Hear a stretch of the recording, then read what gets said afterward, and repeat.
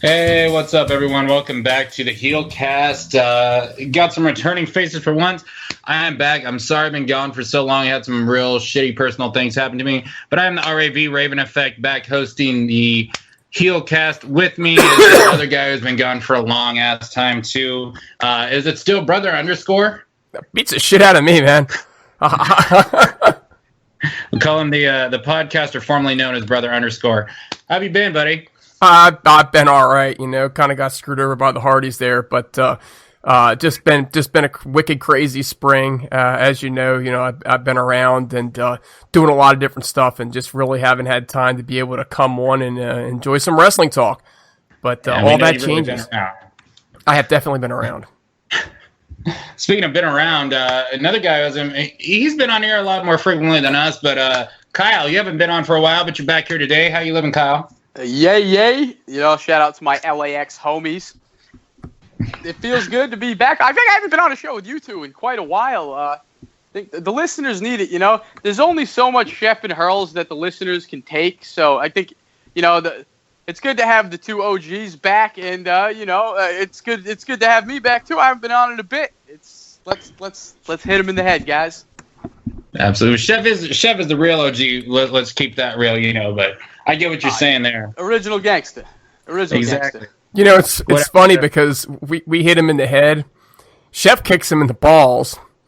Hurls just strokes their dicks. I mean, we got you here with the HeelCast, right? Hurls eat their ass, too.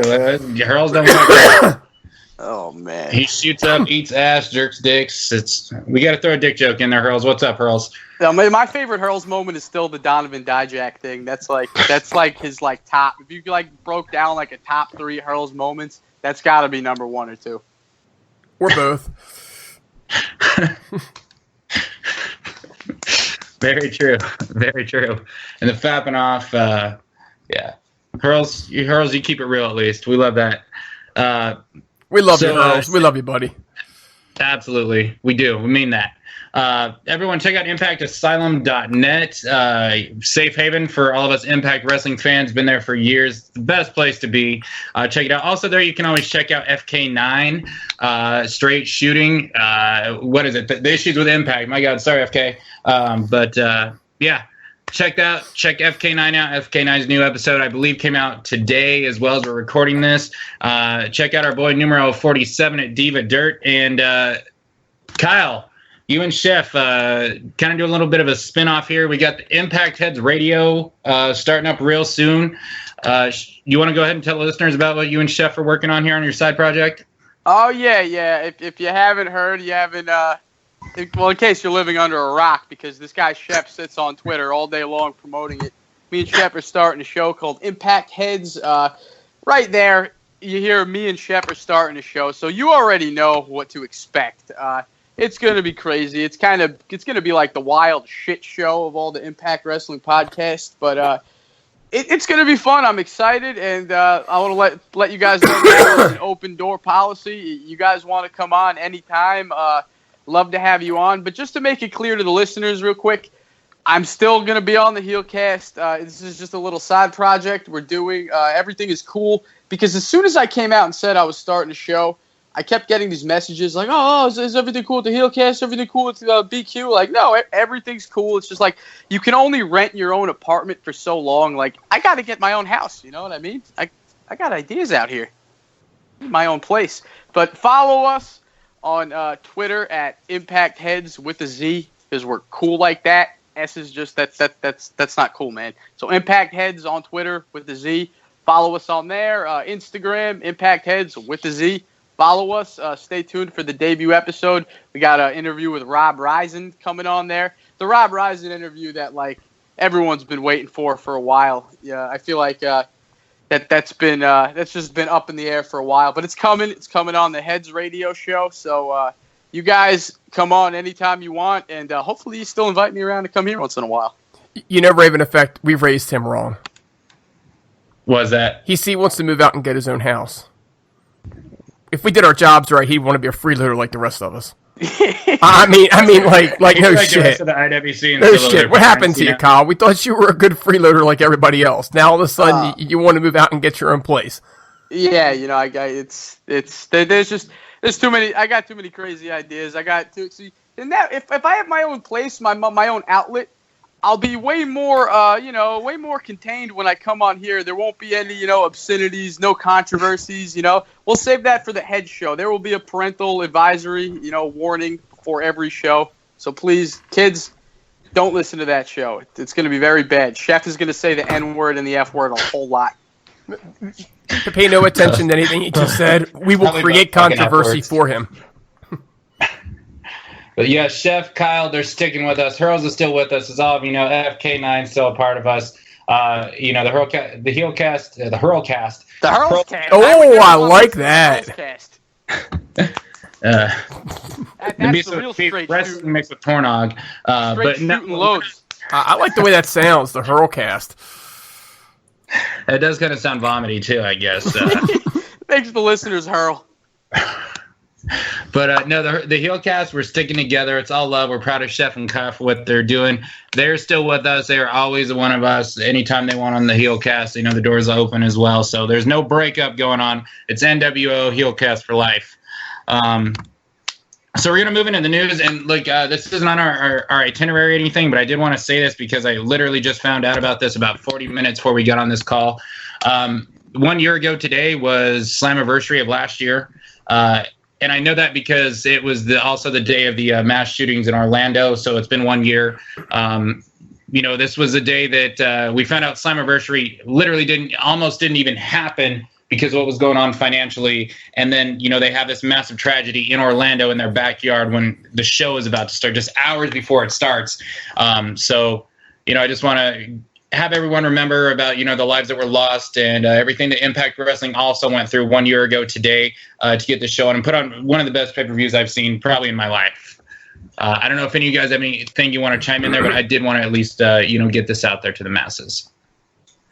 Now, I appreciate you putting that out there, buddy. I mean, that was an incredible tragedy that never needed to happen, never should have happened, and hopefully never happens again. I thought that the stars of Impact Wrestling, they really handled themselves with class and grace, not just because of the events that happened that night, like you said, but also the things that were going on behind the scenes the entire time. And it's a shame that the crowds and the viewership haven't been able to support them better for what they went through. Really, is a shame. You said it, man. Sucks to relive some of those bad memories, but it's bittersweet because it's it really sucked. But also, that was one of the best pay-per-views, like you said. So, the show had to go on. Impact could have just canceled the show last minute, but the show must go on. And very sad, very unfortunate. But let's not open up that can of worms, man. Let's keep it going on the positive tip. Exactly. Now, as Alberto El Patron calls, I believe it's Slammiversary. He has a hard time saying it. I noticed it this past week. But look, we got Slammiversary coming around the corner. The rumors were out there, but it's been reported by NFL.com, various sporting websites. D'Angelo Williams, formerly he's an NFL free agent running back, spent most of his career with the Carolina Panthers, went to the University of Memphis, was actually almost a Heisman contender there towards his senior year or junior year. I believe he came out early. Most recently with the Pittsburgh Steelers. Dude kind of saved my ass the past 2 years in fantasy football as a Le'Veon Bell owner a lot. Do not remind me.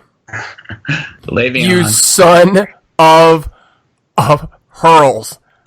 I hate you. Yes, that was the guy. If you don't, never mind. I still hate him for it.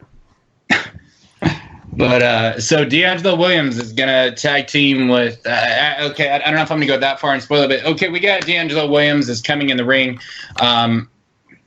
to wrestle at Slammiversary. It's gonna be in a tag team match. I know that. I know what's gonna happen. I'm not gonna say it for those who may be avoiding spoilers in case it's already not a spoiler because I don't know that it is or isn't. I think most people know. But Kyle, any thoughts on D'Angelo Williams making his Impact Wrestling debut? Cool. I'm going to be honest with you guys. I guess I'm just the odd man out here. I just was never really a big sports fan growing up, so I'm football is language. So I don't know if he's a top. Is he a well-known player or is he legit? Who is this guy? He's on the downward spiral of his career. He was with the Carolina Panthers. They went to the Super Bowl and he was a running back there, but I believe he was drafted 7th overall. I'm showing my nerdiness here for NFL and NFL draft. I believe he was drafted 7th overall by the Carolina Panthers when he came out. A couple of years after that, they brought in my man Jonathan Stewart from Oregon to be a complimentary back. They're really the first NFL team to really do the two-back system that is so common now, having the 1-2 counterpunch. He left Carolina, kind of get hit around the age of 30 where the production starts to dip, and his contract was too big, so they cut him. He went into Pittsburgh and served as Le'Veon Bell's backup for the past 2-3 years after LeGarrette Blount failed out of there for smoking weed. Another Oregon prospect. My bad, but he's been like one of the better backup running backs in the NFL, and really when Le'Veon Bell has been suspended or injured the past 2 years, DeAngelo Williams has played amazing. So I'm kind of surprised he's not picked up by at least one NFL team. Yeah, so Raven Effect, he actually dropped all the way to 27th, where he was picked up by Carolina. He did. Wow. I know Jason was drafted 7th or 8th, but damn, my bad. But I don't know. I think that's pretty good. And it was in the 2006 draft. And I think the key here is that 2006, 2017, Kyle, running backs, they just don't have the shelf life. And teams don't want an older running back. It's kind of sad because, Ravenfeck's right. He's played well in those spots where they brought him in. He has been a good backup running back. And there are a lot of teams that would be nice to have him. I think the problem with him is I don't think anybody wants to make him their bell cow. And you need bell cow. So why not just, put your stock in a younger guy that you can actually, work up to become a bell cow, 4th, 5th, 6th round draft pick, as opposed to a guy who's 11 years in the league and who you want to limit the time with. So that's pretty much what's going on with him. But it's a shame because, his play has, really warranted him being in the league. But, at least he's got, he's got goals after the NFL. And this is his goal. I think that's great. I just, for a variety of reasons, I don't want to see him. He's actually trying to get back into the NFL or stay there. He's just a free agent right now. I heard in an interview recently, probably the one that Fox put out when they reported it, that he said he wants to do this thing with Impact Wrestling, but he still wants to pursue football moving forward. So, there's no doubt, but he knows he's not going to get a shot.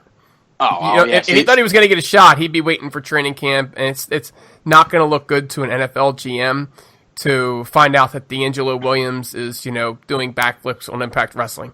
I can't imagine that he's going to have like a career in wrestling. I would think he's just training for your classic professional wrestling football player match. That's classic wrestling right there. It's always been a part of everything. But I'm just thinking it's not like they're investing in him to train and become a regular roster member because they already have one of him, but better. They have Moose.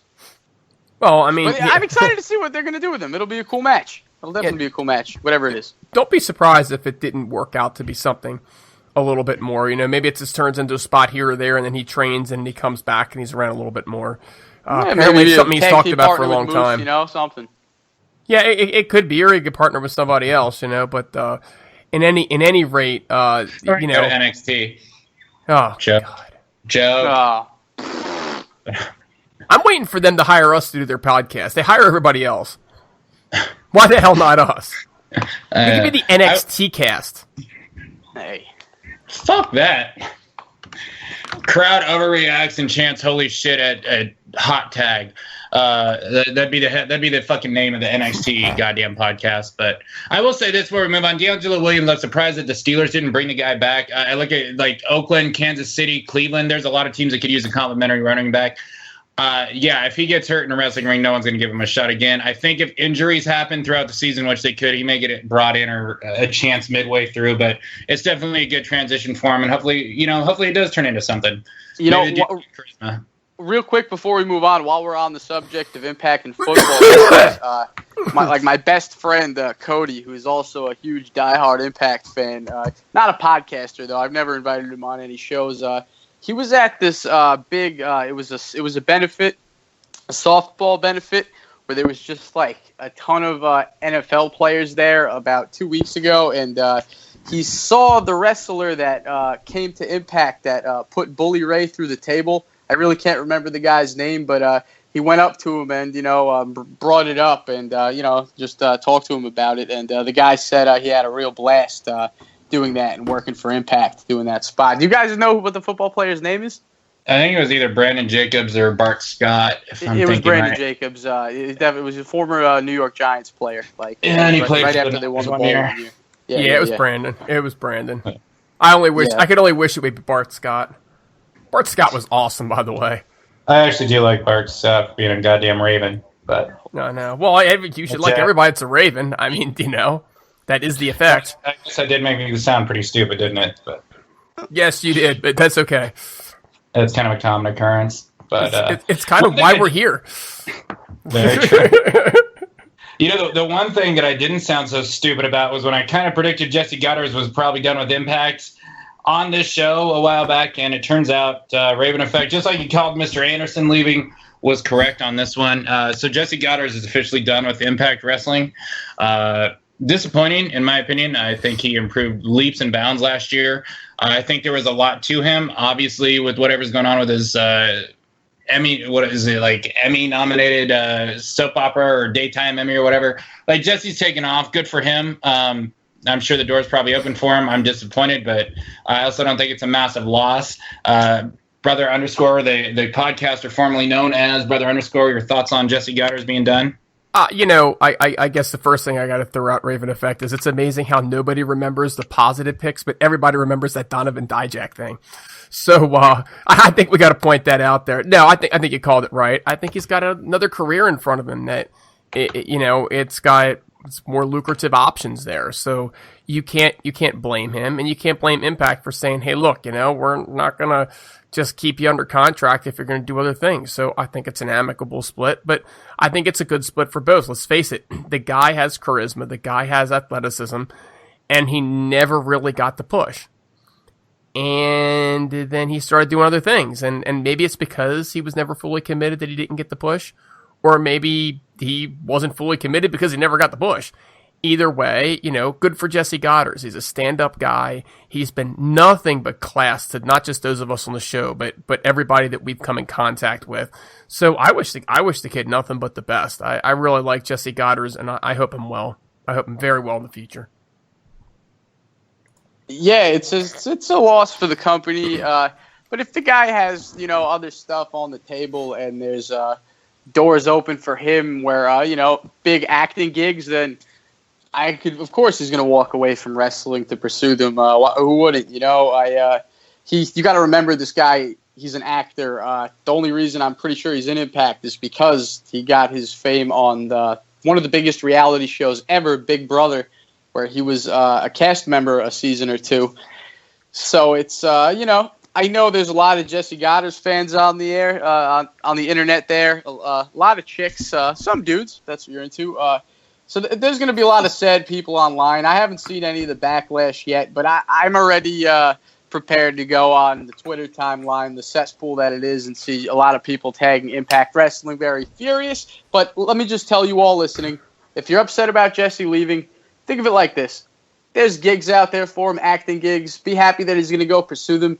And I'm sure the door is open for him to come back to Impact Wrestling whenever he wants because, one of their some people don't want to admit this, but one of Impact's biggest tag teams was the Bromans. They had quite a run there, pretty successful. He was there for quite a few years. I'm sure that, he's one of those guys where the door is always going to be open, unless there's more to it, but you know how the dirt sheets work. We would have heard about it. If you want, you could go on there and find out what any of the Impact roster guys had for breakfast this morning because they're just under the microscope. So just long story short, happy for him, and I would be surprised if we see him back in Impact Wrestling in the future. Hey, in the meantime, right, Robbie E. and Bram. That's got to make Chef really, really happy, Kyle. Yo, dude.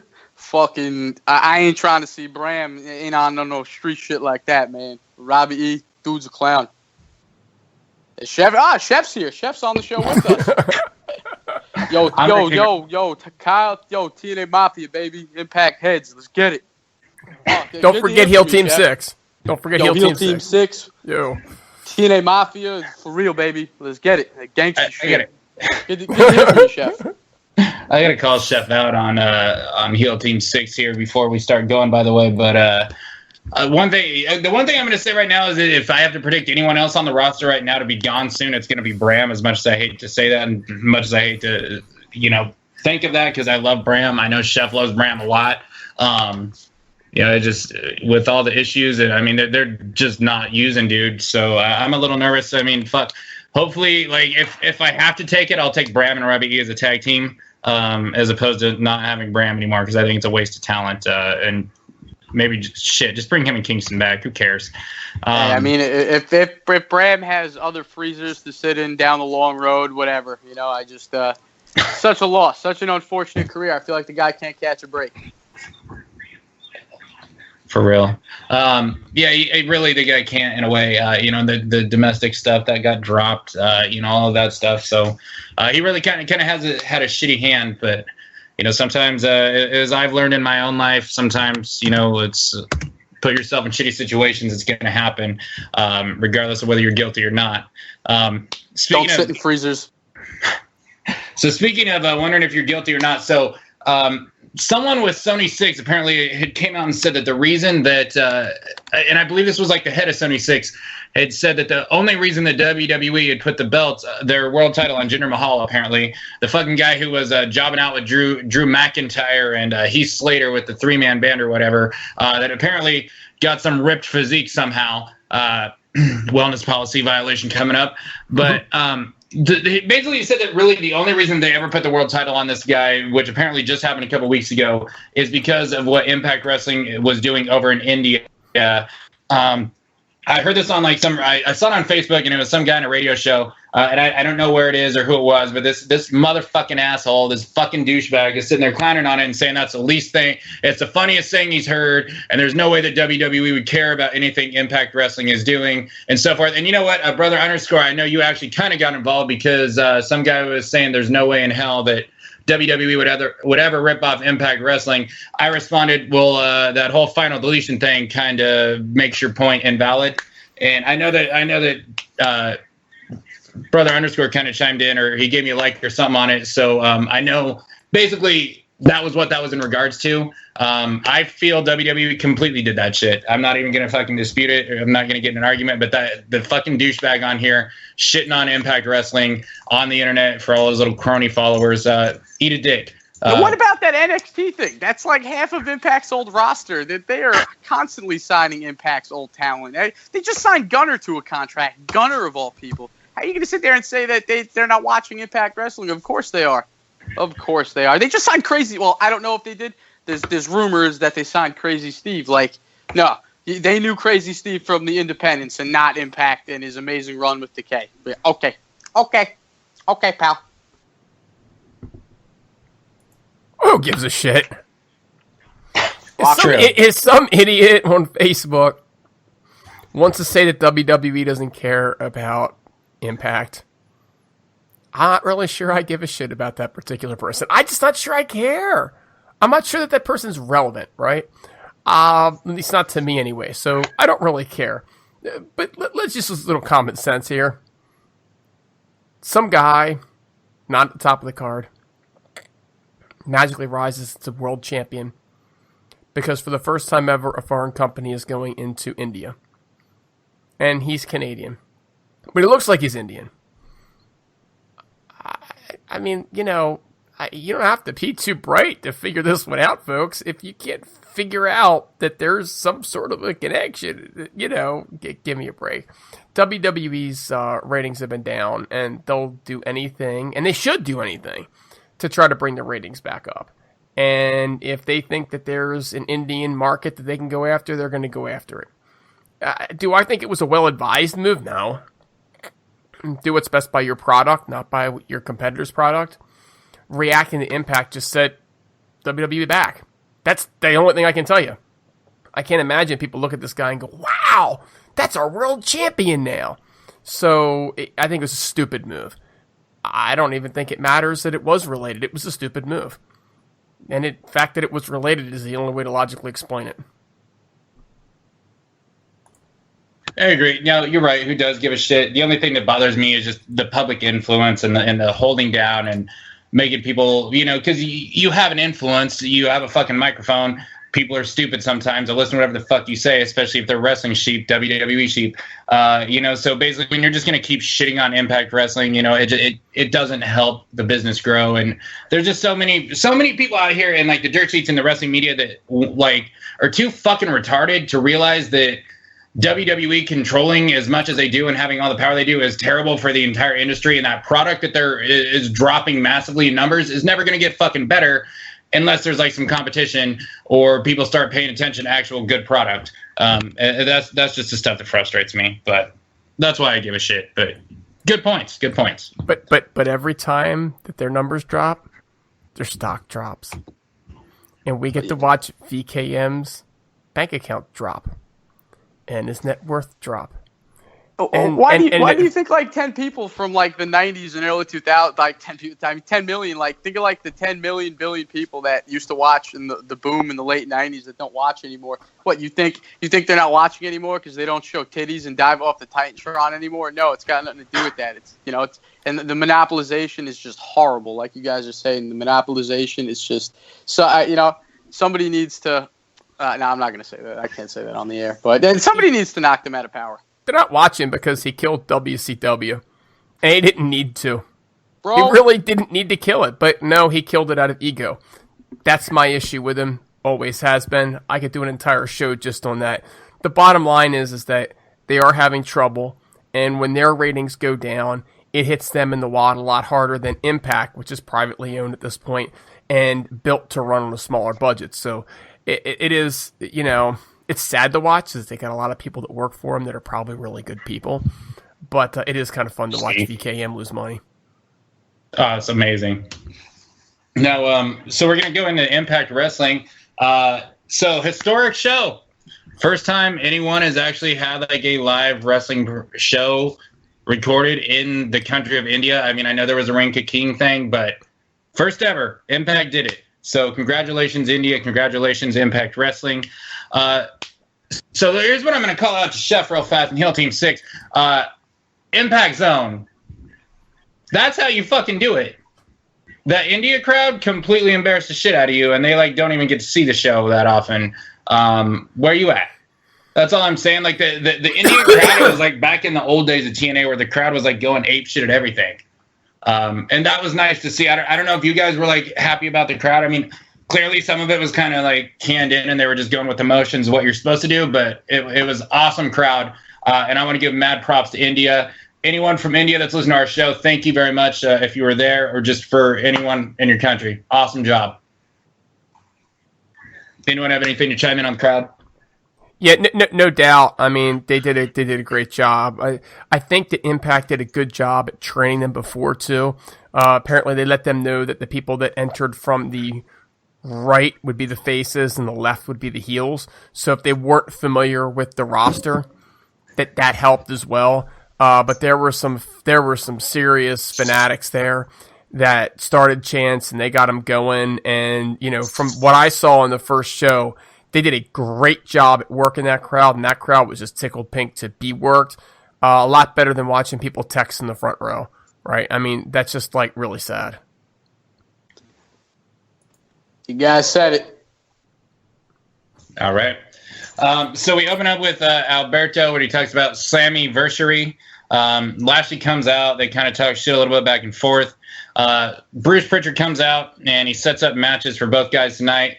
It's going to be a mystery as to who is going to end up wrestling. We saw the Poombite Cats or whatever. KM petition, Chris Adonis and Eli Drake petition for the matches.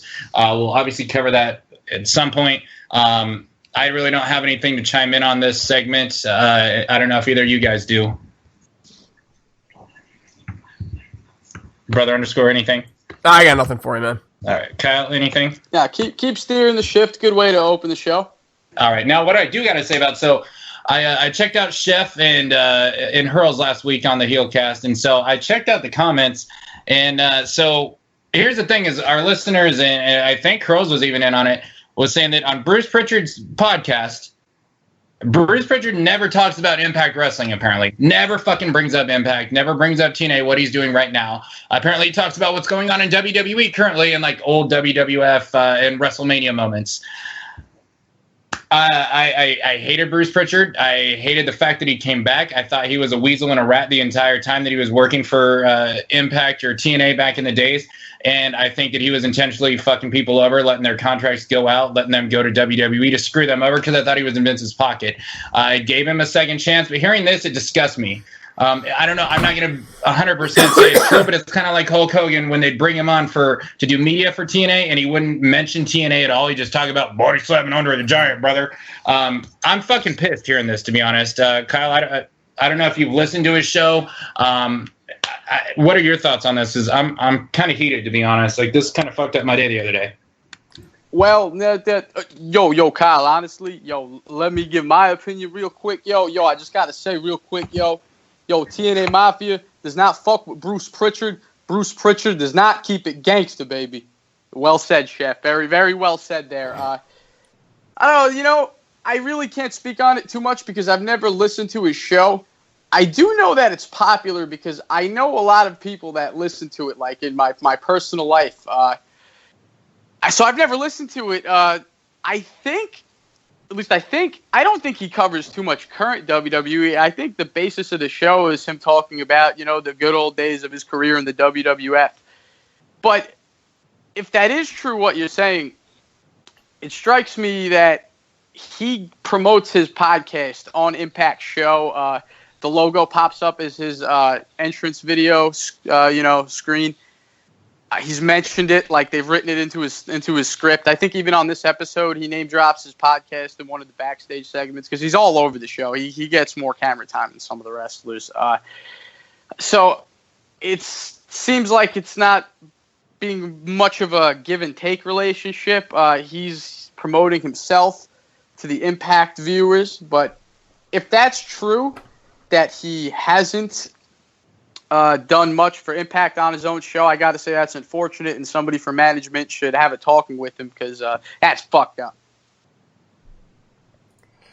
So, first of all, I'm going to say I didn't realize that Chef is just Kyle's ventriloquist dummy at this point, right? I mean, who needs Chef anymore? We've got Kyle. He works cheaper.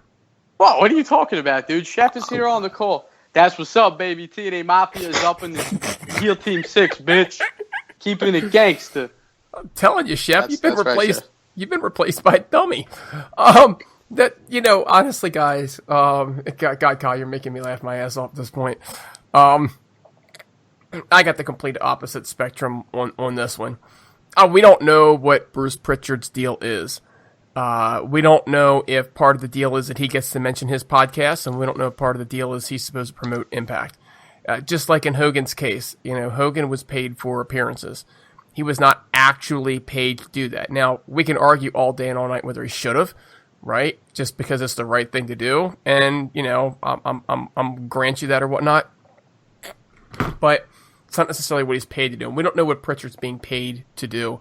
We don't know if he's being paid to work the back. We don't know if he's being paid to be an on character and work the back, whether he's being paid to promote as well. What we do know is that he has a podcast that has a lot of people associated with it, right? And if they can squeeze some of those in the Impact, they will. I don't know whether that's part of it or not. And you can't expect him to change his podcast if the check he's getting from Impact doesn't cut the bill. So that's what I'll say about it. I think that's the only way to be fair to Bruce Pritchard. And then if we find out he's supposed to be doing it, well, then I'm going to say drop all the same F-bombs that you guys have. In the meantime, I don't know what he's being paid to do. I'm just going to sum it up this way, and we'll move on. Look, the fact is, this guy was brought on because of the influence, because of his podcast, because of listeners that he has.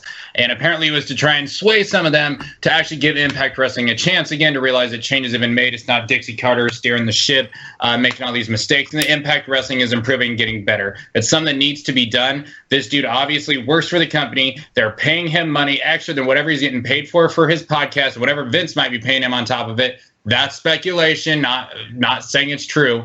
But regardless, dude, say something. Promote the fucking company that's paying you money, and help get rid of some of this grass that Vince McMahon has on the business, because it's kind of shitty. And you know what? If that's the case and you're not doing anything, then fuck you, Brother Love. But other than that, I'll go with what Brother Underscore says, because he does make some good points there.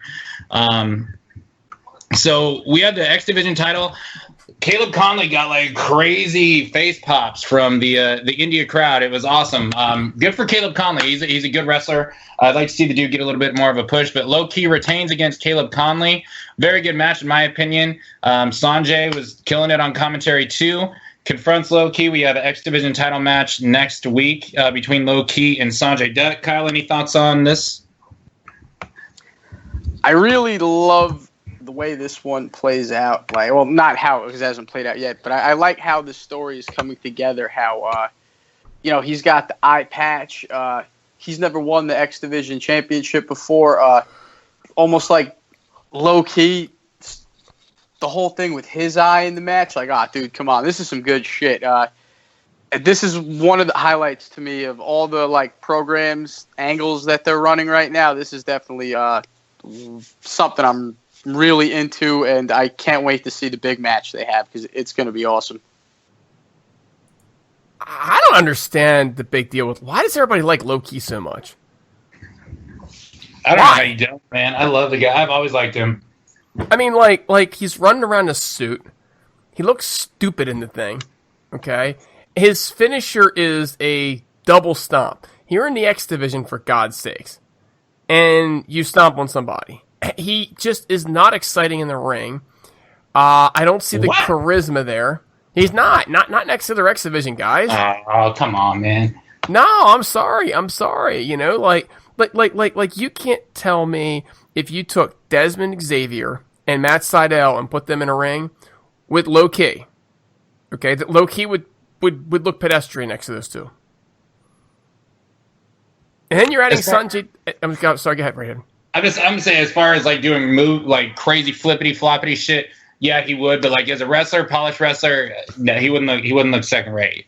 But I'm not gonna cut in on your shit. My bad, dude. I apologize. Yeah, it's cool because I kind of asked you to. I mean, like, for real, right? So it's just like they bring him back and they make him they put him at the summit of the X Division, and I say to myself, well, why him?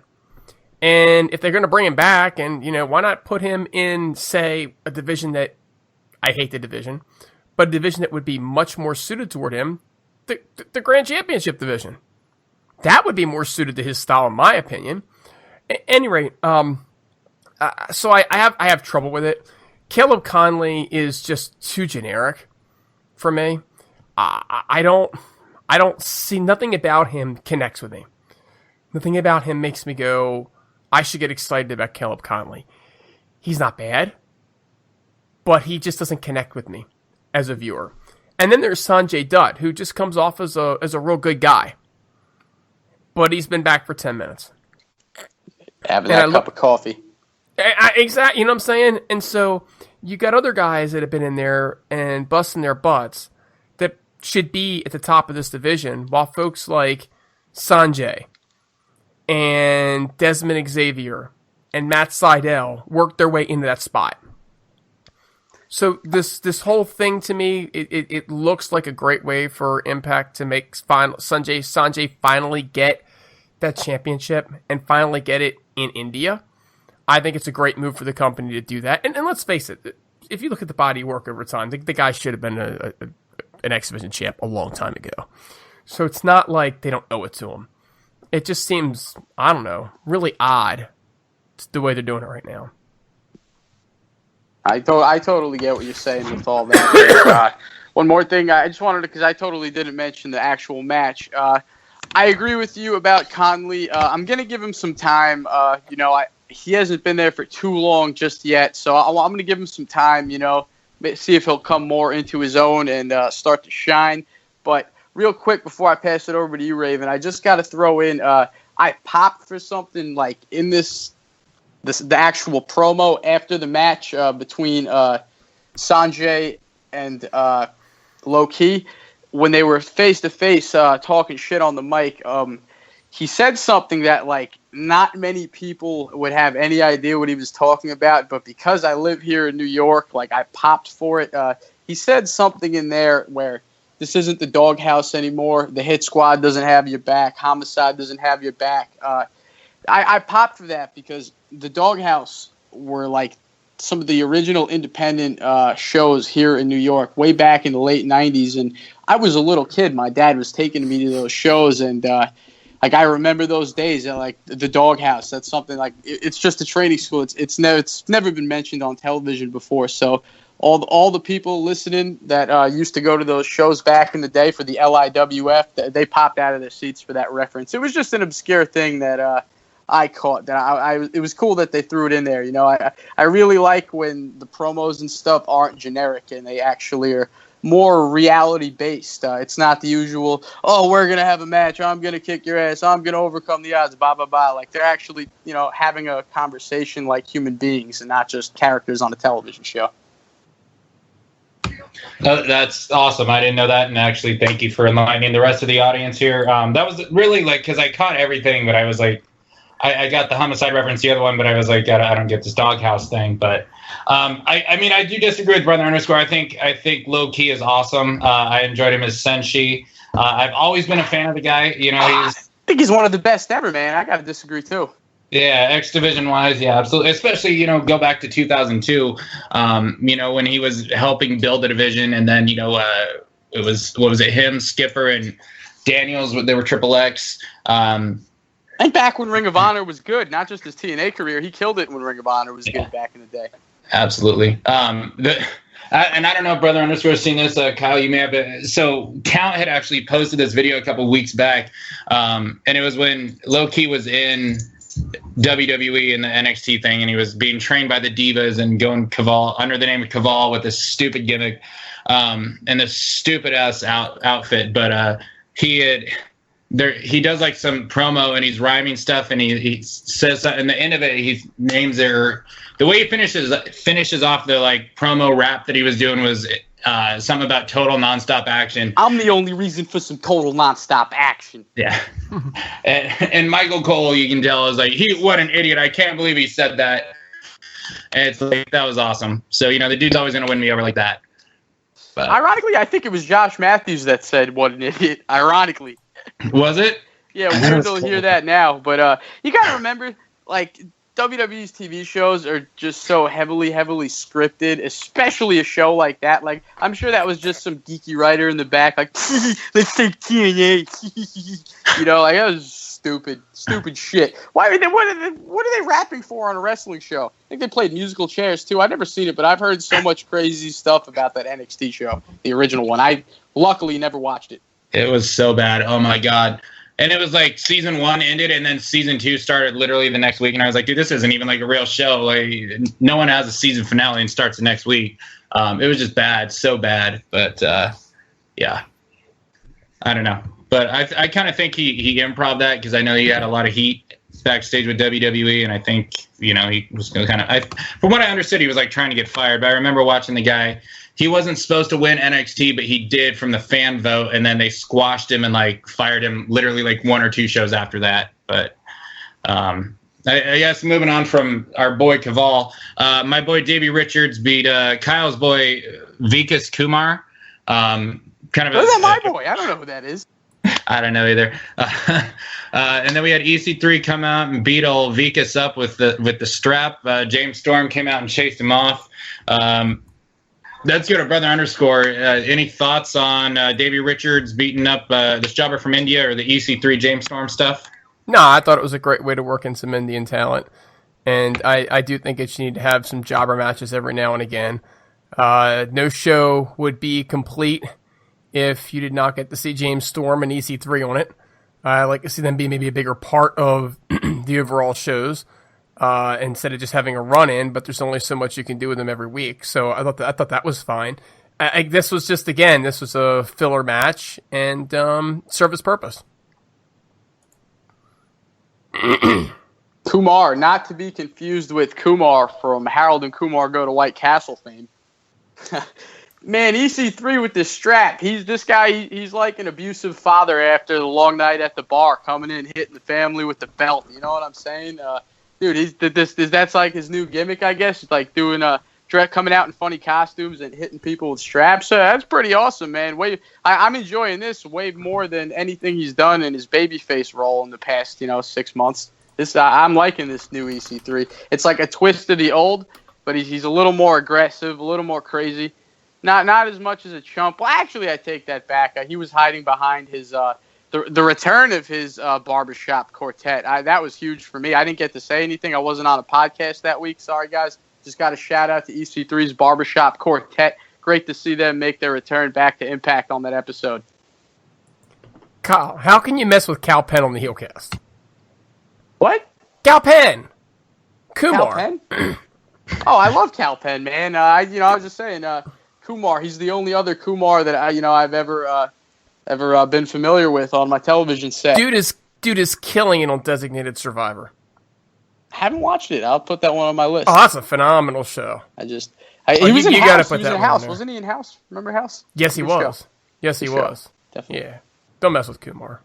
Don't mess with him. All right, but yeah, Kumar. Shout out to Kumar, the wrestler in this match. He really had a hard, long, a hard-fought battle against him. A hard, long, and then you just want to start talking about hurls. And how that goes. I was going to make a hurls comment too after hard and long. How are you guys gonna give Kumar all this props from not Harold? Harold created the term MILF, dude. Dude, Harold was awesome in his time MILF too. Still a fucking thing after 1998. MILF, man. Dude created MILF. Stifler's mom. Dude. I mean, but the thing is, I have to look at her. I have to look at her on Two Broke Girls, and it's like, oh my god, that was Stifler's mom. Oh, Jesus Christ. That was Do you watch that show? Hold on a second there. That was bad. Do you watch Two Broke Girls? Hell yeah. Hell yeah. Oh, man. I mean, dude, I like some shitty sitcoms, but that's like the, just the I don't even know what to call it. That's like just the bottom of the barrel, That's like the worst. Dude, it's like Ginger and Marianne from Gilligan's Island. It's like Ginger and Marianne from Gilligan's Island. That's all I got to say. I will say, I enjoyed, the first 3 or 4 episodes of that show, and then I kept watching and was like, dude, this is the same shit, and I don't like it. But teach their own, brother _. Nah, there's King of Queens reruns on at that time. I'm not watching Two Broke Girls. Oh, the sitcom love here that we're talking now. Seinfeld's number one, though, to me. I'm It's Always Sunny and Eastbound and Down guy for life, but I can't call it, but it doesn't have a laugh track, so it can't be a sitcom. I feel like you have to have a corny laugh track to be a sitcom. So that's all we need, huh? What? That's all we need here is the corny laugh track. If we had a laugh track, that would be awesome, because I feel like a lot of the shit I say just doesn't come over funny. But if I when I tried and I put in a laugh track, motherfuckers would just be like, it'll be like that one week where they try to produce the Fact of Life segments. It'll be like that. That's how it'll come out. Nobody's ever laughing at anything I say. They're laughing at me sometimes, but never at anything I say. I just gotta say this. The only thing I really have to say is that EC3 and James Storm, EC3 is the face of this company, and it does piss me off that Alberto has so much more time than him and is going over as the main guy. And it also pisses me off that Bruce Pritchard gets more TV time than Eli and Drake does. Dummy, yeah. Yeah. But another guy that's getting more TV time than Eli Drake, it seems, is Swoggle. So there was another thing with him and Spud where they continue their shit, and he chases him through there. And then there's a package video about it. I actually thought they were gonna make Spud the face, but now he's just this cowardly heel that's running from a little person. Kyle, I'll let you. Anything you want to say on this Spud and Swoggle stuff? Well, before anything, I just wanted to chime in real quick with, dude, I'm willing to bet that Hurls has seen a Two Broke Girls porn parody before, Two Throat Girls or something like that. Two Broke Girls probably works as a porn too. He broke 2 girls, one or the other. Hurls can break. Well, we can stop shitting on Hurls. Hurls probably broke 2 girls at once. That's what I'm saying. Hurls is a player. Hurls is a player. 2 broke condoms. Yeah, his sister and his cousin. Oh, man. He's not even here to defend himself. Oh, sorry, Hurls. Christ, y'all can pick on me for watching the show all you want. That's cool. That's in play.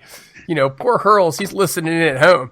You know what I'm saying? Like, yeah, the guy does a great job holding it down when no one's around to do the show, and we're just beating on him tonight. Sorry, Hurls. It's all out of love. I have not been beating on Hurls. I've been beating off to Hurls and with Hurls. But Hurls, I do want to thank you again, for holding it down for the HeelCast the past 2 weeks when we've all been MIA and not saying shit. So, HeelCast Nation, everyone give Hurls a big thank you for all his hard work. That's right. You're absolutely right. Yeah, absolutely. Spud didn't mean to pull down pants, but Hurls did.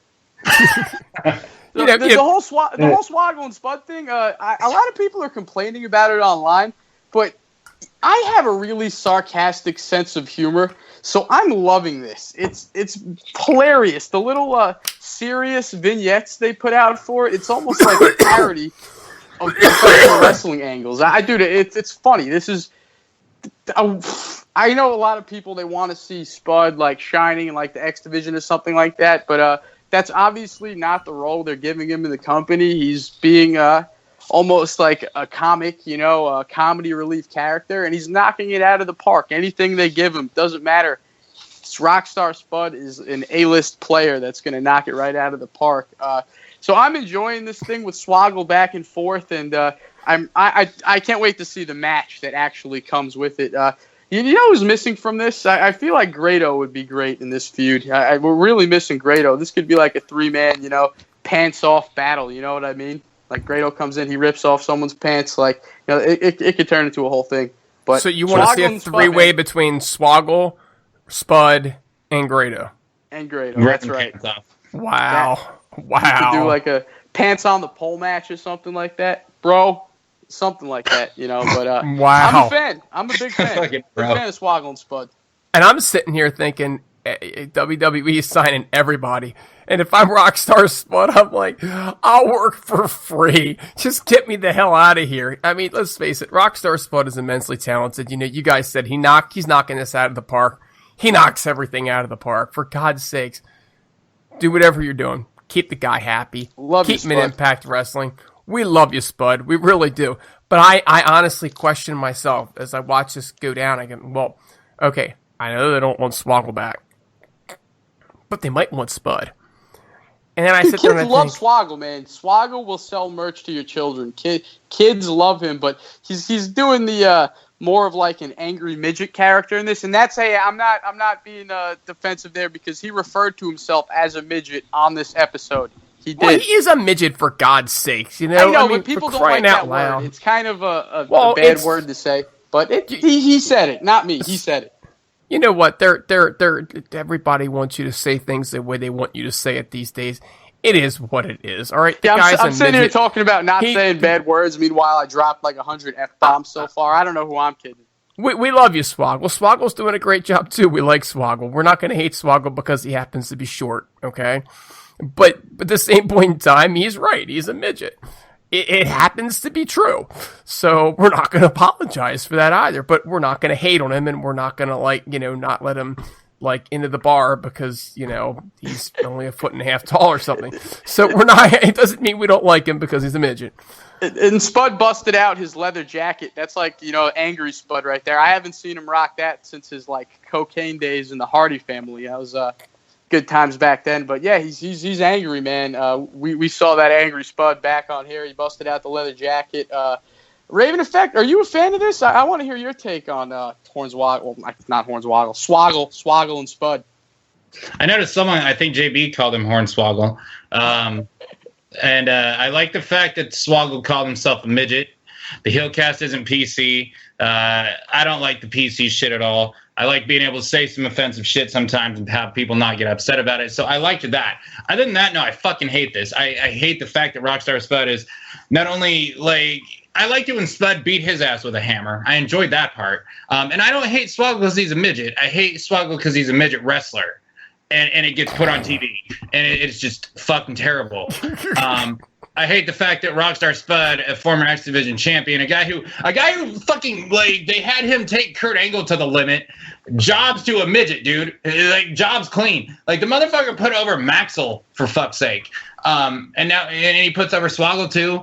Like, Spud just deserves better than this, dude. Like, everything you do with Rockstar Spud is gold. Like, the guy is so good, he deserves better than what he's doing. Like, if you want to make him like a laughingstock pussy of a manager, dude, make him fucking Bobby Heenan, like I've been saying.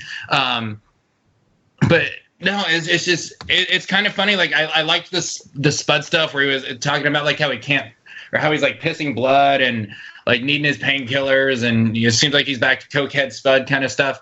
And I like that they don't have Swoggle do the goddamn like the fucking leprechaun, or like he can't speak properly with his deep laugh and shit when they try and have him talking WWE like a fucking midget is too stupid to speak proper English kind of shit. Like I'm fucking glad that Impact Wrestling can like allow a motherfucker to come out and say he's a midget, but also like, hey, he's not retarded though. He's just short. He's got dwarf syndrome. He can still speak. He's not, it's WWE is like, oh, he's one of those retarded kids that can talk. No, it's not like that in Impact. I guess those are the positives, but no, I hate this stuff. But I love how Swoggle's watching the show the whole time, like hanging out in the crowd. Like, who does that? When have you ever seen talent just hanging out in the crowd watching the show with the fans? Never when they're going to get attacked or anything like that later in the show. Definitely never that. But I liked his original WWE name. You know, his original WWE name was Little Bastard. Like, that's what he was billed as for a couple weeks. I like Little Bastard better than Swoggle. Like, what's Little Bastard doing in the Impact Zone? I like Little Bastard more than Creepy Bastard.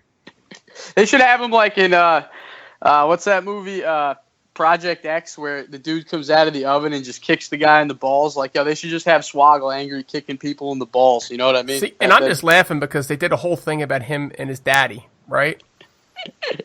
So they called him Little Bastard, and they did a whole "Who's your daddy" thing. He was Vince's little bastard. That was the thing. That was like the end of like PC like entertainment, when like WWE was just so trashy, like too trashy, like over the top. Like, it wasn't the Attitude Era anymore. It was just like Vince trying to do stuff like that, and it was just, you got like a lot of Katie Vicks, a lot of SmackDown weddings, just a lot of stupid stuff. Wasn't he supposed to be somebody else's kid though? Like Anderson or somebody? Yeah, Kid Anderson was supposed to be his kid, but then he fucked up somehow. Oh, and then Swoggle got that instead. They give it to the little person. Ah, okay. Where he was. Okay. Well, but it makes sense. They called him Little Bastard. Yeah, and then it like turned out he wasn't Vince's son, or he was like Finley's midget kid, or some shit. And then and then he couldn't talk, and God, terrible. We talked about this more than we should have. You realize that, right? We're tuning out left and right. We do. I kind of went on. I kind of took things a little too far, but fuck it, we'll leave it on the air. We're having good times over here.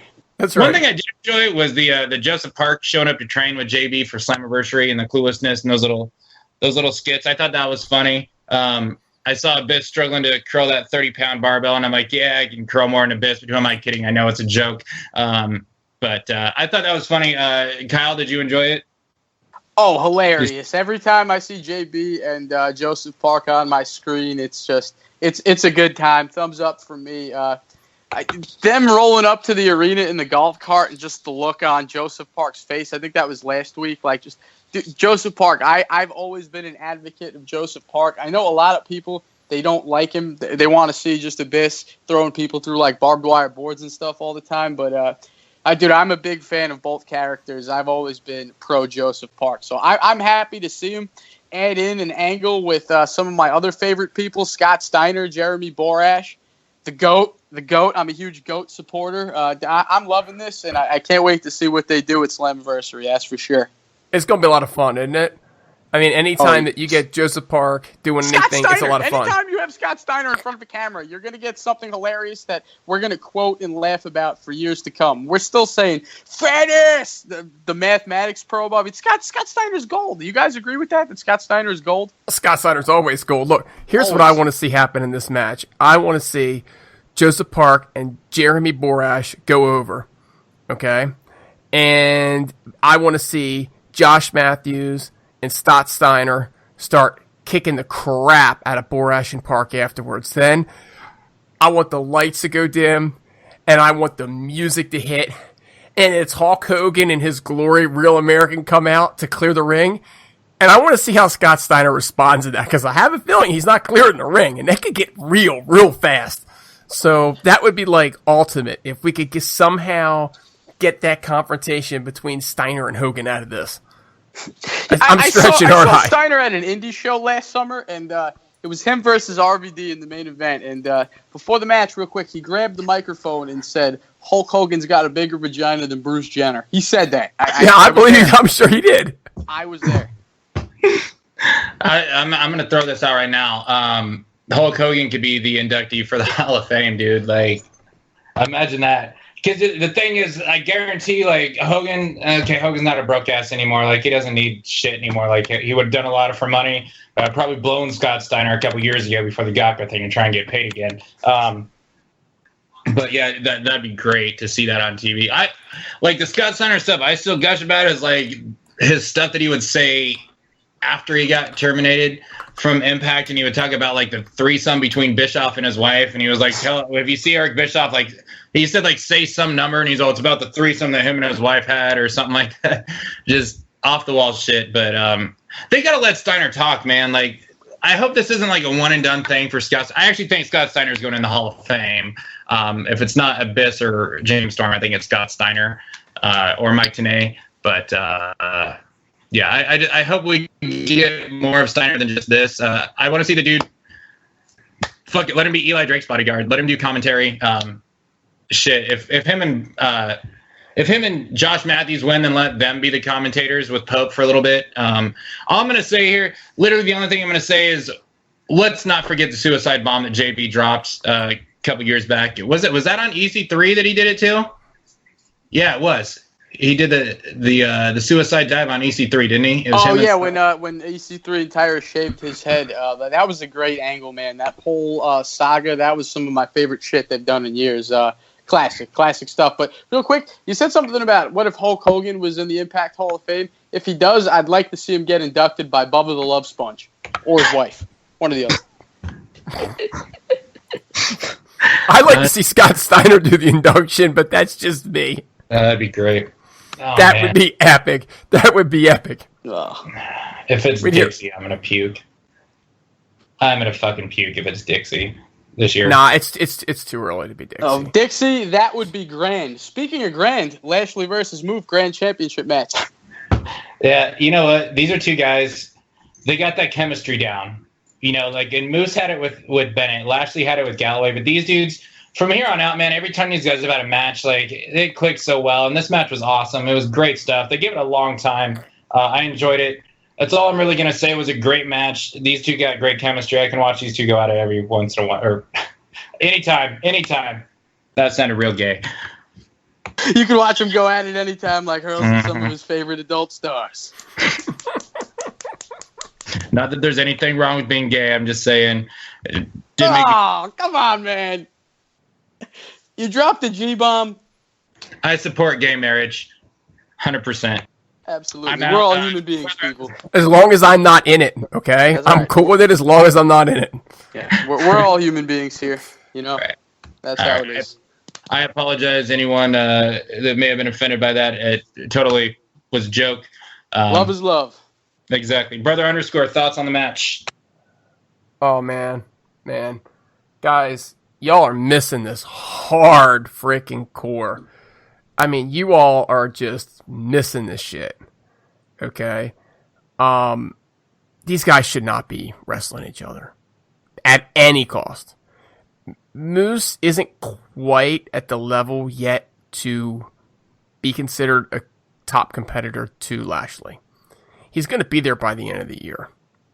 You got to keep these guys apart. You got to save this shit. By the time that we actually get to see the built-up Moose against Lashley, we're just going to have seen Lashley beat Moose 3, 4, 5 times by then. For a one night only, to maybe gauge how good these two guys could be, and only the people that actually buy it to get to see it, to preview that match, that might be some smart business. but putting this on an Impact and making this not the 9 o'clock hour instead of the damn main event, and I know you guys are thinking the same thing, idiotic. Dumbest thing they've ever done in their lives. Bottom line is, I don't know what the hell they're thinking. I don't know what the hell they were doing, but it is absolutely, positively an idiotic thing to have done. Anybody but Moose. Anybody but Moose. Keep them apart. Wow, I never thought of it like that. That's yeah, you definitely changed my perspective with that one. But man, I've loved Lashley for a while, but Moose just every time I see him, I like him a little more. That crossbody when he runs up the ropes. Oh man, I mean, for a guy his size, Moose, big Moose fan. He's definitely. A freak freaking talent. They need to really invest in him. They need to really invest in him. Make sure he's not one of the guys that goes elsewhere when his contract's running out. I would be definitely on top of him because he's going to be the next Bobby Lashley of the pro wrestling world, and I totally believe that. Not because Lashley, he's still in his prime right now. He's as good as he's ever been, but as far as younger, up-and-coming talent, Moose, he's got to be on the top of your list. I mean, you think about it, athletically speaking. Freak. I mean, the guy's a freak. And he's got charisma. He just needs a little more time. Not much. I'm talking by the end of the year. Right? Just a little bit more time to find his way over that hump. And getting him out of the Grand Division would be a great start, TNA. So, Jeff Jarrett, if you're listening, get him the hell out of there and just kill the division. Make it go away. Agreed. Keep that belt. Just get rid of the concept. For real, I'm glad you guys are saying this right now because it's been enough time where we can say that officially, like it's flopped, it's sank, it's flopped. They need to rework it. Have to. They keep I love the way that belt looks, but they have to tweak it. And somebody actually tweeted Dutch Mantel recently. I saw it just about yesterday, and he said that they were reworking the concept. So they're obviously keeping it, but they're going to change things up. So I can't wait to see what they do because it's not working. Put like a 15-minute time limit on it like they used to with the TV title in WCW or something like. I mean, and they can have judges if it goes to that if they don't want to like completely get away from that concept, I guess. But brother underscore, I mean, yeah. And I'm sure I know you've listened to the show. I mean, look. Ever since last year, I kept saying save Lashley and Moose and build to it to make it really big. That ship is just sank, and it sailed and then it sank. I mean, a long time ago, months ago. And it should be saved. It should be something huge. But I mean, dude, it's already happened so many times, and that's the only reason why. But I completely agree with you. It's just, what more can we do? Yeah. It's Lester. But they've wrestled before.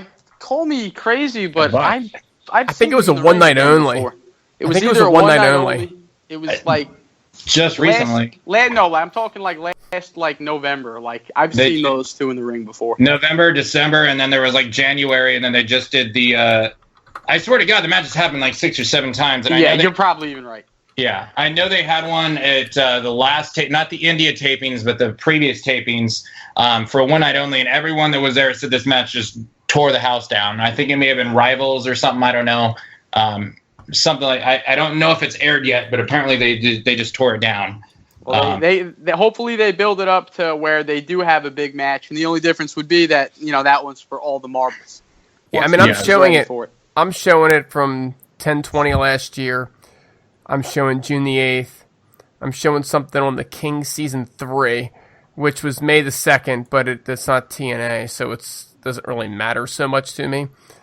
And then the one from last year was for number 1 contendership. And I think if they did it the once last year and they stopped, that's fine. But I'm seeing a couple times. I'm not seeing as many as you're thinking it is, Raven Effect. But the bottom line is that you've got 2 guys that literally could be, your next Rock, Austin, kind of feud, right? Guys, you can just keep putting at each other for years on end, like Hogan and Macho Man, right? You put them in there for a while, they go after, then they split up, and then you put them back in again. Those two guys have that ability. I mean, they're both freaking beasts. They're freaks of nature. They just keep them apart until they're ready to freaking do it right. Oh, I mean, so you won't enjoy the match as much when it's, you know, a main event with everything. I don't even want to watch it. I don't even want to watch it. It's ruining it for me. And they're great. And you can't say this match wasn't great. You can't. But it's like, why am I watching this? I don't want to watch.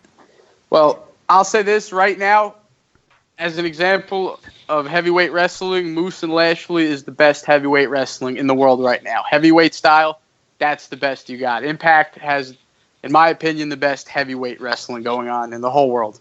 They're definitely the best too. I mean, yeah. And then matches are showing it. For real, baby. Keeping it gangster. All right. Now, speaking of keeping it gangster, so we had LAX kind of celebrating at their headquarters. There wasn't a whole lot that came out of it. I know Chef was talking about when they do the live event to get, he wants Method Man or Ghostface Killer to come out and walk out LAX at one of these things.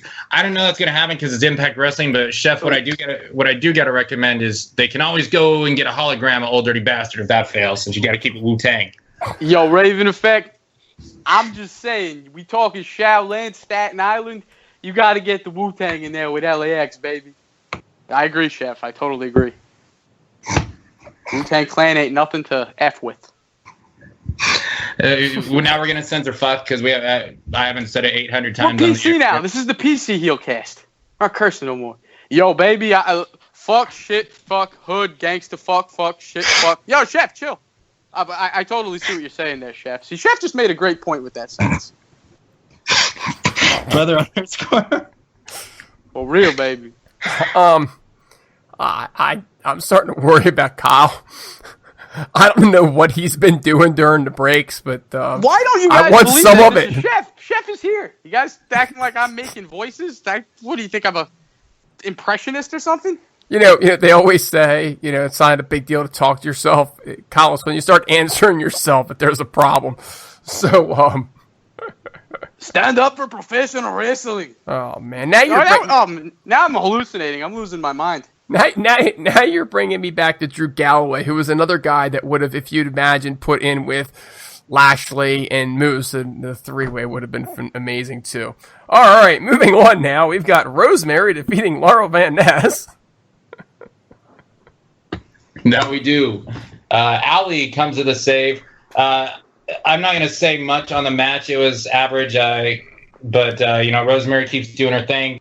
Best knockouts champion in a long time, possibly on her way to being greatest of all time. Sienna and LVN, they attack Rosemary afterwards. Ali comes out a little hesitant with some weapon, saves it off. They embrace. I think it's fucking awesome that we're getting these two working together. As FK9 said it, take my money now. Brother underscore, your thoughts? Honestly, is it just me, or does Rosemary look trimmer these days?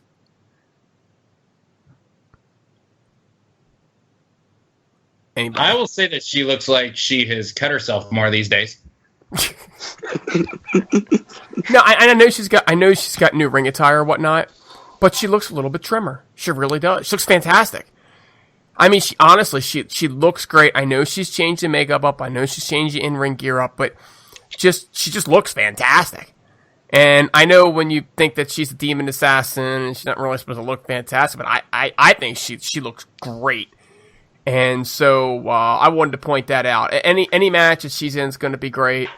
I like Laurel Van Ness too. I absolutely love how she gets in the ring barefoot in the wedding dress. Although she's still in that damn wedding dress. She's still in the damn wedding dress. I know, right? I like to see her get out of the wedding dress. I think we all like to see her get out of the wedding dress. At some point, though, it's like Braxton Sutter's not that important to her anymore. And so it is time for her to lose the wedding dress, probably.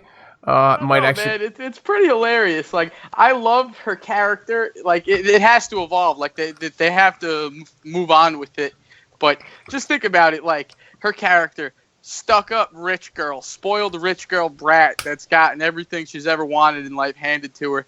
and the one time things didn't work out for her, she turns into a complete like freak, like total mental maniac. Like, you know what I mean? Like still in the wedding dress from all this time with the makeup running down, and like she just progressively started to look like worse and worse. Like, I am a huge LVN fan. I don't know where they're going to go with it. Do they stop it and put her back to herself, or like they have to write it in like someone's got to hit her in the head or something and she'll wake up as her regular self, or they're going to keep evolving this crazy character. I have no idea, but as far as character development goes, nobody's like touching Impact Wrestling in the past like 2 years at least. Yeah, and I got to tell you that Laurel Van Ness, when she first came in, it was like, okay, she's a semi-cute face because she's not actually the prettiest one in my opinion by far. But man, as time's going on and she's got to develop, particularly with this character, I didn't think it was possible to take that wedding and turn into a character that's on a roll the way she has. It was meant to get Allie and Braxton on a roll. It was really meant to get him some push behind him. But man, did she take that and just roll with it? She's awesome, you know. Again, that was the knockouts match. It was a little bit shorter than what I might like to see. You know, I think it could have been given a little bit more time. But other than that, it was great. It was nice to see this progression with Allie, one of the few storylines that they've gotten right and given the time that it needs to get where it needs to be. And this Rosemary and Allie situation, the strangest person on the planet with the very sweet, innocent girl, this can only be epic. Yeah. I don't want to see Rosemary schoolboying anybody for the pin, though, especially LVN of all people. I don't. It doesn't. I'm one of those people that like certain people I invest in, and I want them to win dominantly and not via shenanigans. So seeing Rosemary roll her up at the end, kind of no, I don't really like that. Yeah, I can agree with that. The whole distraction, I don't know. I mean, I feel like Rosemary is supposed to be like the demon monster. Like, she's had it for so long, but she's showing heart. She's the whole thing with Allie, like, they're like, we're about to get to that. They're like friends. Like, this demon has a heart. What do you guys feel about that? That demon has my heart. Well, she has your heart. That's true. She stole my heart a long time ago. Her brother over here, he's still got love for her. Then she locked your ass in the back of a trunk. I'm scared to ever bring up the fall of decay with you two because I know, it's still a sensitive subject. You guys are still mourning. Very much. It's tough. It's tough. Brother underscore brings up a good point about how that wedding really it catapulted LVN's character so much. And look, the only thing I'm going to say is, it's pretty obvious. She got that Braxton Sutter rub, just like everyone else that's became a star. Braxton Sutter, that's what Braxton Sutter does. The guy's so good, he makes stars out of everyone he works with, just like Hulk Hogan used to do. Basically, working with Braxton Sutter is like putting the NWO shirt on. Braxton's just that good and that over. And the other thing, the funniest thing that I think about what Laura Van Ness is doing with this character is like with the whole rock bottom thing and just, losing it and being a drunk bitch and all that shit. Like, she's actually banging Zack Ryder. Like, that is the funniest part of it all. Like, I mean, that talk about rock bottom. So, LVN, you're doing your thing, honey. Fuck Zack Ryder, my God. All right. I think she is. I think that's the point. I hate my life. Oh, man. It just saved Casey. You hate Zack Ryder's life even more. Yeah, I do. Letting the good times roll here on the HeelCast tonight, folks. It just saved Casey Quinn for me. I need a ginger. I need that ginger. I don't even have a thing for gingers. Something about that girl is like so sexy and so hot to me. That's all I'm saying. My birthday's coming up on Slammiversary, and I want a pair to sit on my face. Speaking of sitting on your face, Impact took a shit on everyone's face. So the main event, the challenger for Alberto El Patron, the number one contender guy that they put out is the Adonis piece, the masterpiece, Chris Adonis. Because apparently he's better than Eli Drake, apparently. This match was all right. Alberto, the GFW title, exactly what Brother Underscore says. Lashley and Moose should have headlined this event. It was whatever to me. We had Moose make the save. Lashley was out. Eli Drake and Chris Adonis attacked Alberto after the match. Brother underscore, any thoughts? So I got an interesting one for you guys. In the beginning of the show, when they all came out, right? And when Bruce Pritchard was asking them if they wanted to defend their titles tonight, did either of you guys catch what El Patron did? Nah. What are you talking about? Well, it was like, do you want to fight tonight? And Lash is like, yeah, man, I'll fight tonight. El Patron shook his head, no. And it struck me as odd at the time. But a little while later, it dawned on me why. In India, no means, the shake your head no means yes. If you shake up and down, it means no. So what El Patron was doing was actually playing to the crowd that he was with. He was actually cognizant of the culture that he was in. Okay, so yeah, so it's very interesting when you work with Indian folks. You have to make sure that they know what you're thinking, and if you nod your head the wrong way, you're saying yes. I think you're saying no. So he was actually playing the crowd, and El Patron does a phenomenal job at playing the crowd. Outside of that, I got to be honest with you guys. I got no desire to see Chris Adonis on my television screen. He's never done anything to me. I never watched him. I just have no desire to watch this guy on my television screen. He does zero for me. I think I would have been happier to see Braxton Sutter in this spot. And it might just be because I get to see Allie. But I'm like lost as to why is this guy on my screen? Forget main eventing. Why is he even on my screen? Oh, gee, the Master Lock Challenge guy from 2006. Not Eli Drake or somebody like that. Just what we need, Impact. Come on, you can do better. I mean, I know he's one of the GFW guys coming in, whatever. But personally, and I'm not much of a critic. I never really complain about the wrestlers on Impact on the podcast. If there's somebody I don't like, usually it's whatever. I'm very open-minded. Whatever they're gonna do, they're gonna do. But I have no desire for Chris Masters, Adonis, whatever. Don't want to see him. He really does nothing for me. That could have been somebody way more deserving in that spot. Patron, I'm a big Patron fan, but I don't like how he just walks in the door and they just throw everything on him. I think EC3 giving up his main event spot at the pay-per-view, losing it to him, was just like a real kick in the balls. Did you guys get that from it as well? It just felt like a kick in the balls. I think they needed somebody to give it to, and I think El Patron was the only guy out there. I also think he's done a great job at stepping up into the position, which is a difficult spot to be put in. So it's hard to hate the guy that's actually delivering out there. I can understand. He's one of my favorite wrestlers. I'm a huge Patron fan, but I hate to see him just get the rocket ship up his ass the second he walks in the door. Why not EC3, right? Why not James Storm? Why not the guys that have been, killing it in the Lagana, Corgan, years like that? I don't like with the new regime how a lot of things just totally shifted. But, hey, I'm still enjoying the shows, and the company's making a lot of progress on the business side. So, whatever, I guess it is what it is.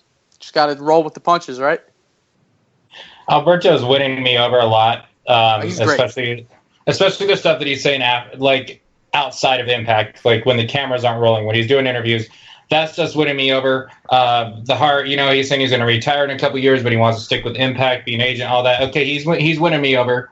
But no, I fucking hate this. I hate the fact that EC3 should be literally the guy should be the biggest star in pro wrestling right now, regardless what company he's in. But he's taking a backseat to him. And James Storm, who's probably going to be gone in February or January, is going to be gone for good, is not getting the real world title.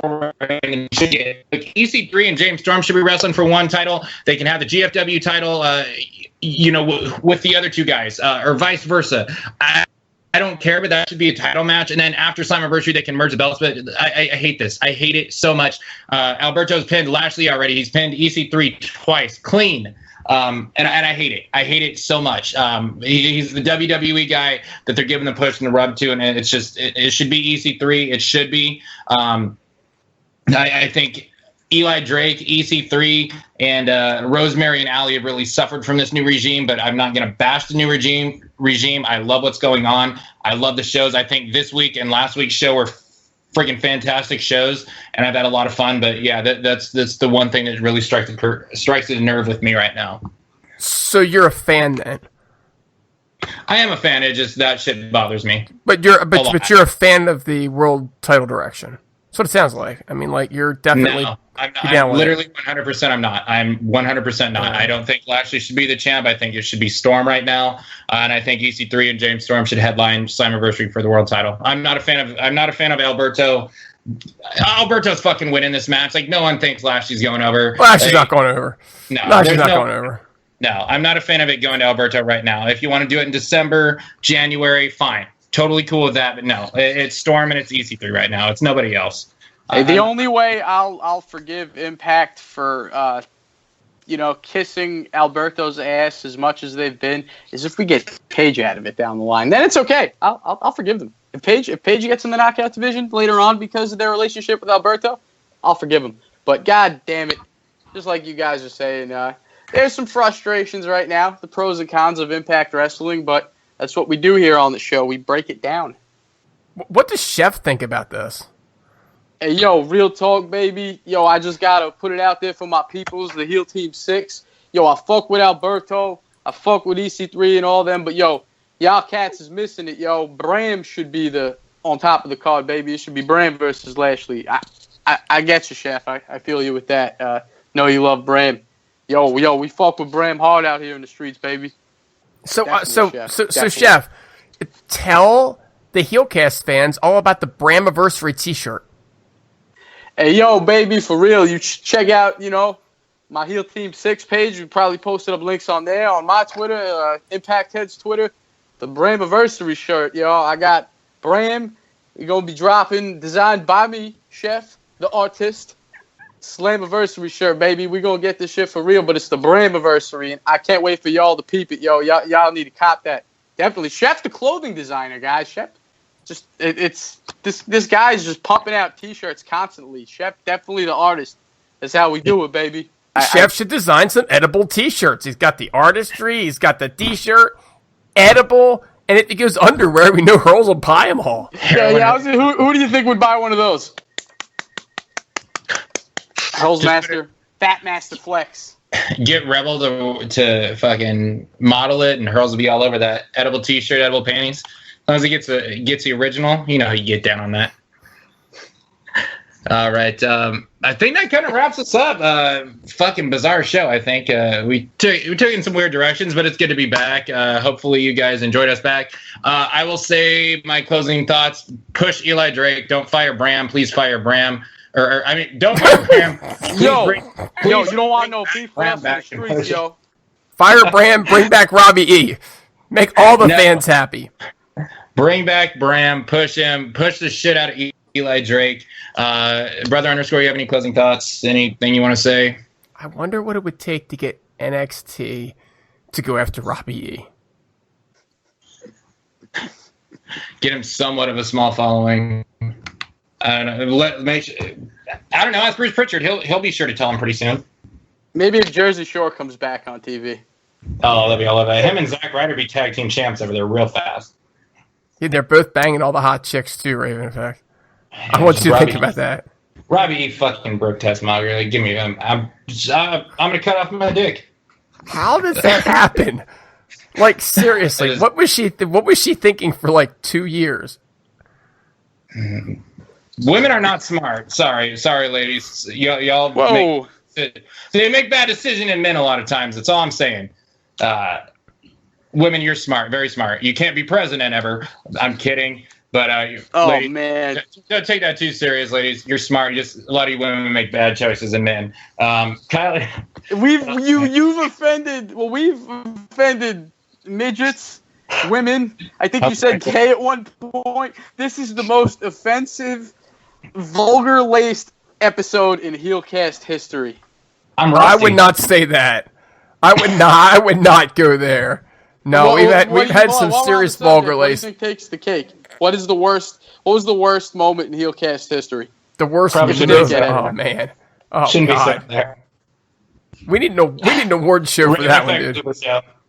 I'm going to guess, if I had to guess anything, I would have to go with Raven Effect's Meltzer rant. Oh, shit, I forgot I even did that. Oh, yeah. And you remember, forever. It not only did it go on forever, you sent me a freaking note afterwards adding to it. I think that's the straw that broke Wake's back. Yes, it was. It was definitely. I was going to guess my off-air comment, or no, it was on the air, but it ended off-air with my sales pitch to Moose to come to Impact.